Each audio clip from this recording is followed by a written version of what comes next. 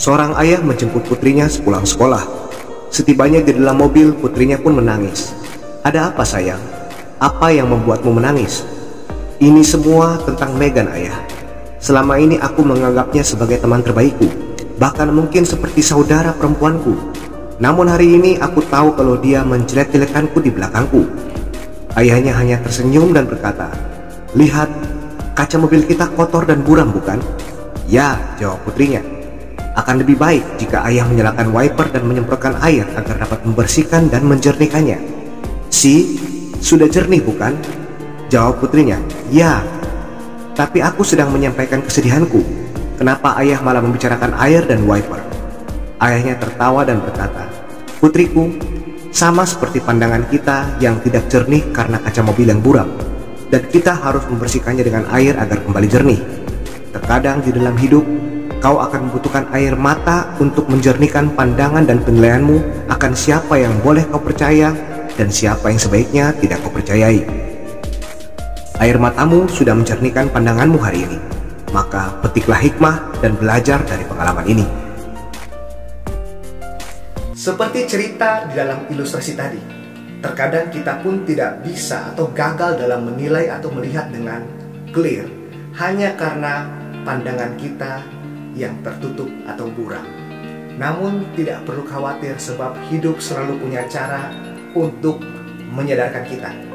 Sometimes melalui kerikil-kerikil kecil atau tamparan-tamparan ringan yang mendorong keluarnya air mata yang membersihkan dan menjernihkan pandangan kita agar bisa melihat dan menilai dengan lebih baik. Mungkin seperti cerita ilustrasi tadi, seseorang yang kita anggap baik, ternyata kita ketahuan bahwa sering membicarakan kita di belakang. Kekasih kita, boyfriend atau girlfriend yang kita pandang sebagai cinta setia kita, ternyata kedapatan berselingkuh atau punya hubungan dengan orang lain.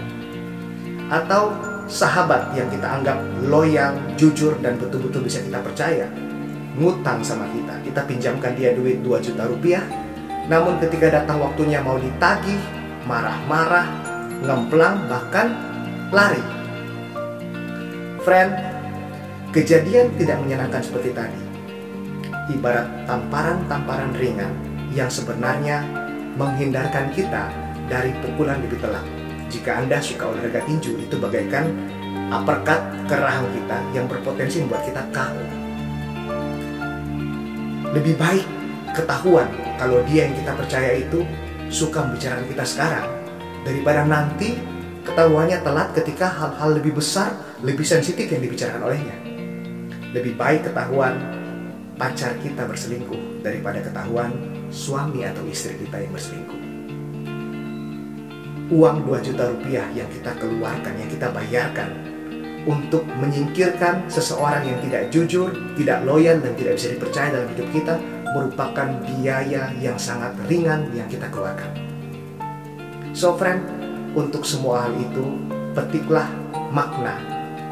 Ambillah pelajaran dari setiap tamparan-tamparan ringan itu, sebab jika tidak, hidup akan memaksa kita untuk sadar melalui pukulan yang lebih keras.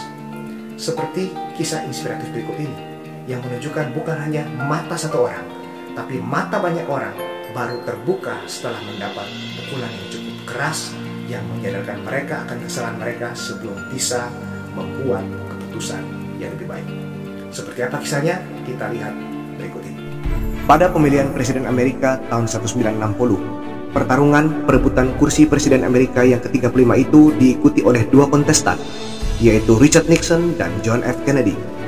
Pada masa itu juga di Amerika ada sebuah gerakan perjuangan kesetaraan hak orang-orang Afrikan Amerika, di mana salah satu tokoh ternama dalam perjuangan itu adalah Dr.